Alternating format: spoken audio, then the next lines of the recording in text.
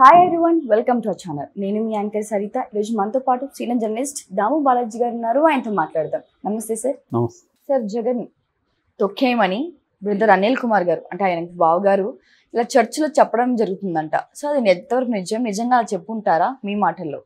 జగన్ పేరు చెప్పలేదు కానీ ఆయన ఒక రకంగా అదే ఎసెన్స్ అవుతుంది.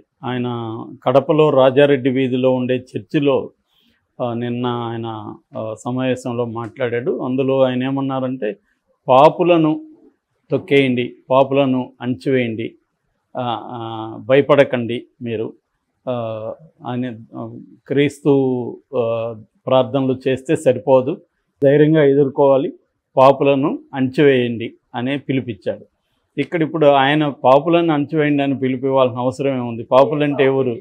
సో పాపులంటే ఇక్కడ జగన్ అనేది అనుకోవచ్చు. ఎందుకంటే షర్మిల ఎప్పుడూ లేనంతగా, ఎవరు కూడా మాట్లాడినంత తీవ్రంగా జగన్ మీద మాట్లాడుతుంది. ఈవెన్ చంద్రబాబు, పవన్ కళ్యాణ్లు కూడా అంత తీవ్రంగా మాట్లాడట్లేదు. ఈమె షర్మిల అంత తీవ్రంగా మాట్లాడుతుంది. ఒక పక్క రాహుల్ గాంధీ ఇలాంటి వాళ్ళు కూడా దీని మీద కొంత అసంతృప్తిగా ఉన్నారని వార్తలు వచ్చాయి. ఎందుకంటే దేశంలో కాంగ్రెస్కి నెంబర్ 1 ఎనిమి బీజేపీ, ఇక్కడేమో ఈమె నెంబర్ 1 ఎనిమి జగన్ అంటుంది. నిజానికి బీజేపీతో పొత్తులో ఉండేది చంద్రబాబు, పవన్ కళ్యాణ్. వాళ్ళని ఒక మాట అనకుండా జగన్నే టార్గెట్ చేయడం వల్ల రాంగ్ సిగ్నల్స్ వెళ్తాయి. ఆల్రెడీ చంద్రబాబు షర్మిల ఒకటే, చంద్రబాబు స్క్రిప్ట్నే షర్మిల చదువుతుంది అన్న ఒక విమర్శ వైసీపీ వాళ్ళు చేస్తున్నారు. దానికి బలం చేకూర్చే విధంగా ఈమె వాళ్ళ వైసీపీ మీదనే అటాక్ చేస్తుంది. ఒకవేళ అధికారంలో ఉండొచ్చు, జగన్ వల్ల రాష్ట్రం నాశనం అయిపోయిందని నమ్మచ్చు. కానీ ప్రధాన శత్రువు ఎవరు కాంగ్రెస్కి? ఒక కాంగ్రెస్ వాదిగా ఆమె బిహేవ్ చేయకుండా కేవలం పర్సనల్ వెండెట్టాను తీర్చుకోవడానికి కాంగ్రెస్ను ఉపయోగించుకుంటుంది అన్న అభిప్రాయం కలిగింది అని. అందుకని షర్మిలకు కంట్రోల్ చేయడానికి ఇటు రేవంత్ రెడ్డి, ఇంకొంతమంది ఒక 11 మందిని కాంగ్రెస్ తెలంగాణ నుంచి దింపాలని, అట్లాగే నేషనల్ వైడ్గా కూడా ఇటు ప్రియాంక గాంధీ, రాహుల్ అండ్ ఖర్గే, డికే శివకుమార్ ఇలాంటి వాళ్ళని కూడా అక్కడ దింపాలనేది కాంగ్రెస్ ప్లాన్ చేస్తున్నట్టుగా చెప్తున్నారు. అంటే కాంగ్రెసే ఆమె బిహేవియర్ పట్ల అసంతృప్తిగా ఉన్నట్టుగా చెప్తున్నారు. అదేదో ఫ్యామిలీ గొడవలాగా అయిపోయింది అనమాట. నిన్న కూడా సునీతని అదే ప్రశ్నించారు పులివెందుల్లో, నువ్వు ఆ విషయాలు ఇక్కడ మాట్లాడకు మాతో అని వాళ్ళు అడిగారు. ఎందుకంటే వాళ్ళ ఇష్యూ కాదు కదా, ప్రజల సమస్య కాదు అది. వివేకానంద రెడ్డి హత్య అనేది ప్రజల సమస్య కాదు, అది వాళ్ళ కుటుంబ సమస్య. ఆల్రెడీ పైగా కోర్టులో ఉన్నది డిస్కస్ చేయొద్దని ఆల్రెడీ హైకోర్టు కూడా నోటీసులు ఇచ్చింది. కడప కోర్టు కూడా క్లియర్గా గ్యాగ్ ఆర్డర్ కూడా ఇచ్చింది. అయినా ఎవరు కేర్ చేయట్లేదు. అదే వేరే వాళ్ళు చేయకపోతేమో కోర్టులు, న్యాయ వ్యవస్థల మీదకి ఇది లేదని మళ్ళీ అదే సునీత మాట్లాడుతుంది. ఇప్పుడేమో అదే సునీత మరి తనకు అనుకూలంగా ఉంటేమో న్యాయ వ్యవస్థను గౌరవించండి అని ఆమె మాట్లాడుతుంది. తనకు అనుకూలంగా లేకపోతేమో న్యాయ వ్యవస్థ చెప్పింది ఆమె ఫాలో కాదు. మరి ఆమె వేరే వాళ్ళని విమర్శించే హక్కు ఆమెకి ఏముంటుంది? ఖచ్చితంగా ఆమె కడప హైకోర్టు దీన్ని గౌరవించాలి, గ్యాగ్ ఆర్డర్ని. అదేమి చేయట్లేదు. సో అందుకని జనమే తిరగబడే పరిస్థితి వస్తుంది ఇంకా రాను. ఎందుకంటే మీ ఇష్యూ ఉంటే మీరు కోర్టులో తీసుకోండి, మాకెందుకు చెప్తున్నారు అనేది వాళ్ళు అడుగుతారు. మా ఇష్యూల మీద మీరేం మాట్లాడతారు అది కదా చెప్పాలి. ఇప్పుడు సునీత వీళ్ళు ఏం చెప్పాలి? సరే ఒక మాట అంటే అన్నావు, కానీ ప్రజలకి ఆమె ఏమి హామీ ఇస్తుంది షర్మిల తరపున నుంచి? షర్మిల గెలిస్తే అక్కడున్న కడప ప్రజలకు ఏం చేయబోతుంది అది కదా చెప్పాలి. అది చెప్పకుండా ఎంతసేపు వివేకానంద రెడ్డిని చంపించిన హంతకులకి జగన్ ఆశ్రయం ఇస్తున్నాడు, అతను అవినాష్ రెడ్డి వివేకానంద రెడ్డి హంతకుడు అని చెప్తున్నారు. వీళ్ళు ఎలా తేలుస్తారు?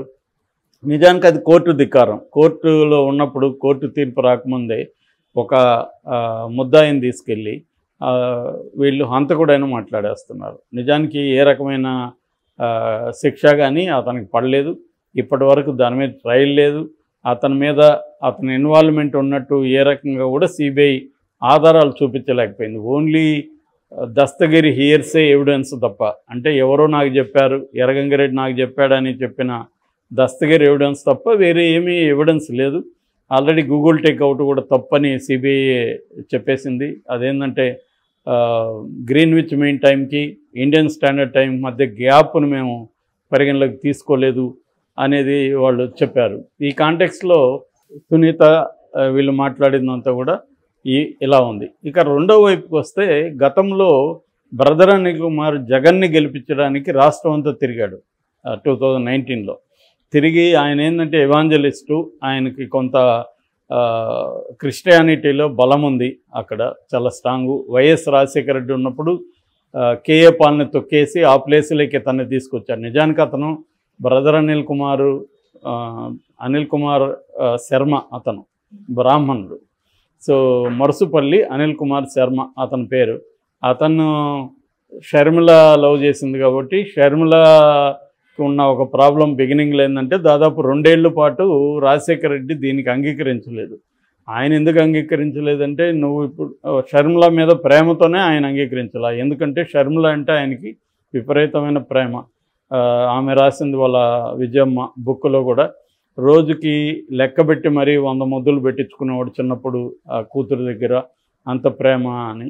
సో అలాంటి అమ్మాయి ఎవరినో వేరే కులం అతన్ని, వేరే మతం అతన్ని పెళ్లి చేసుకుంటే మొత్తం ఫ్యామిలీలో నిన్ను దూరం పెట్టేస్తారో అది నాకు బాధ అవుతుంది అని ఆయన వాళ్ళ అమ్మాయిల మేనమామకి ఇచ్చి పెళ్లి చేశారు చందుకి. చందుకి ఈమెకి కాపురం జరగలేదు. దాంతో వాళ్ళు బాధపడి మళ్ళీ అది బ్రేకప్ అయింది. ఆ తర్వాత అతను ఒక యాక్సిడెంట్లో కర్ణాటకలో చనిపోయాడు చందు, చాలా కాలం తర్వాత. అయితే ఈ లోపల ఈమె ఏం చేసిందంటే, నాకు ఇక్కడ మైండ్ సరిగా లేదు, నేను అమెరికా వెళ్తానంటే వీళ్ళు కూడా ఒప్పుకున్నారు. ఆమె అమెరికా వెళ్ళింది. అమెరికా నుంచి ఫోన్ చేసింది, ఢిల్లీలో ఉంటే రాజశేఖర రెడ్డి, ఇట్లా నేను పెళ్లి చేసుకున్నాను, ఎవరిని అనిల్నే చేసుకున్నానని. అంటే ముందే ప్రీ ప్లాన్తోనే వెళ్ళింది అనమాట. అనిల్ ఆల్రెడీ అమెరికాలో ఉన్నాడు, ఈమె కూడా మైండ్ బాగాలేదనే సాగుతూ అమెరికా వెళ్ళింది, అక్కడ పెళ్లి చేసుకున్నారు. ఇంకా రాజశేఖర రెడ్డి కూడా అప్పటికి మనం తప్పు చేసామన్న ఒక గిల్ట్లో ఉన్నారు. ఆయన కూడా కూతురు కోరుకున్న వ్యక్తితో కాకుండా ఇంకొక వ్యక్తితో ఇద్దరు జీవితాలను మనం నాశనం చేసామన్న గిల్ట్తో ఉండి ఆయన కూడా ఒప్పుకున్నారు, రమ్మన్నారు. అప్పుడు షర్మిల ఏం చేసిందంటే తననే కన్వర్ట్ చేయించేసింది క్రిస్టియానిటీలోకి. అప్పుడు ఫ్యామిలీలో ఎవరికి ఇబ్బంది లేదు కదా, అలాగా ఇతను బ్రదర్ అనిల్ కుమార్ అయిపోయాడు. సో అప్పట్లో రాజశేఖర రెడ్డికి అధికారం ఉంది కాబట్టి తనకున్న సర్కిల్ను ఉపయోగించుకొని ఇతన్ని ఒక ఇవాంజలిస్ట్ ఇదిగాను అవన్నీ సెటిల్ చేశాడు. సో అలాగా మురుసుపల్లి అనిల్ కుమార్ శర్మ బికేమ్ బ్రదర్ అనిల్ కుమార్ ఇవాంజలిస్టు. అట్లా మాట్లాడడం మొదలుపెట్టాడు. ఆ టైంలో ఇతన్ని తొక్కేశారని కూడా ఒక ఆరోపణ ఉంది, ఎవరిని కేఏ పాల్ని. సో ఆ ప్లేస్లోకి ఈయన వచ్చాడు. సో దీన్ని ఉపయోగించుకొని, ఎందుకంటే క్రిస్టియన్ పాపులేషన్ అక్కడ ఎక్కువ ఉంటుంది, పేరుకేమో వాళ్ళందరూ కులాల పేర్లతోనే ఉంటారు, కానీ క్రిస్టియన్ పాపులేషన్ అఫిషియల్గా మనకు కనబడదు. కానీ దాదాపు 20% పైనే ఆంధ్రప్రదేశ్లో క్రిస్టియన్ పాపులేషన్ ఉంది. ఆ పాపులేషన్ మేజర్గా జగన్ వైపు ఉండడంలో తన రోల్ కూడా గతంలో ఉంది బ్రదర్ అనిల్ కుమార్. సో ఇప్పుడేమైంది, అదే బ్రదర్ అనిల్ కుమార్ తను గెలిపించమని గతంలో చెప్పిన జగన్నే ఇప్పుడు ఓడించమని చెప్పడానికి బయలుదేరాడు. ఇప్పుడు జగన్కి వ్యతిరేకంగా అతను ఇది చేస్తున్నాడు. దీని మీద వైసీపీ ఏంటంటే, ఇతను ఒక 100-200 కోట్లు చంద్రబాబు దగ్గర తీసుకొని ఈ మొగుడు పిల్లము జగన్ మీదకి వెళ్ళారు అనేది వాళ్ళ ఆరోపణ. అందుకనే వీళ్ళు ఇక్కడ నష్టపోయిన డబ్బుల్ని చంద్రబాబు ఇస్తున్నాడు. తెలంగాణలో 100 కోట్లు నష్టపోయే వాళ్ళు, ఆ డబ్బుల్ని చంద్రబాబు ఇచ్చి వాళ్ళని కాంగ్రెస్లోకి పంపించాడు. కాంగ్రెస్లో వాళ్ళిద్దరు ఇప్పుడు జగన్ ఓడించడానికి కృషి చేస్తున్నారు. జగన్కి అనుకూలమైన ఓట్లను చేల్చడం ద్వారా కూటమికి లాభం చేకూర్చడం అనేది వీళ్ళ లక్ష్యం అనేది వైసీపీ వాళ్ళ ఆరోపణ. సో ఈ క్రమంలో ఈయన ఆంధ్రప్రదేశ్ చర్చిల్లో మీటింగ్లు పెట్టి, నిజానికి చర్చిల్లో రాజకీయ మీటింగ్లు పెట్టకూడదని ఉంది, అయినా గతంలోనూ చేశారు, ఇప్పుడు కూడా చేస్తున్నారు. సో ఈ క్రమంలో నిన్న అలా మాట్లాడాడు. దీని మీద క్రిస్టియన్ సంఘంలోనే డిఫరెంట్ విమర్శ ఉంది. ఎందుకంటే క్రిస్టియానిటీలో సిన్నర్స్ని తొక్కేయమని ఎవడు పిలిపిడు. క్రైస్తే చెప్తాడు కదా, మీలో పాపం చేయని వాళ్ళు ఎవరో ఉంటే రాయేయండి అని. అట్లాగే ఒక చెంప మీద కొడితే ఇంకో చెంప మీద చూపించాడు. అట్లాగే దాంట్లో కొన్ని థియాలజీలో, క్రిస్టియన్ థియాలజీలో ఏమంటే, కొంతమంది ఏమో సిన్ని చేసినోడు డెత్తే వాడికి, వేరే ఏమీ లేదని కొంతమంది చెప్తారు. లేదు, మన సిన్నుని మనం అనుభవించాలని అవసరం లేదు, మన సిన్నుకి ఆయన అనుభవిస్తారు, మన సిన్నర్స్ తరపునే ఆయన అనుభవించారు, సిలువ ఎక్కారు అనేది ఒక వెర్షన్ ఉంటుంది అన్నమాట. సో ఈయనేమో సిన్నర్స్ని తొక్కేయండి అని ఈయన పిలిపిస్తున్నాడు. మరి ఇది క్రిస్టియన్ ఐడియాలజీకి వ్యతిరేకం కాదనేది కొంతమంది వాదన. ఏదేమైనా కాదేది రాజకీయాలకు అనర్హం అన్నట్టుగా అయిపోయింది. మతం అయినా, క్రిస్టియన్ అయినా, ఎవడైనా, దేవుడైనా రాజకీయాలకి వాడుకోవడం అనేది చేస్తున్నారు. ఈ క్రమంలో ఒక సంచలనంగా మారింది. పాపులను తొక్కేయండి అని కడపలో వెళ్ళి ఈయన పిలిపోవడం. మరి ఈయన పిలుపు ఎంత మేరకు క్రిస్టియన్స్ ఫాలో అవుతారనేది చూడాలి. Thank you sir.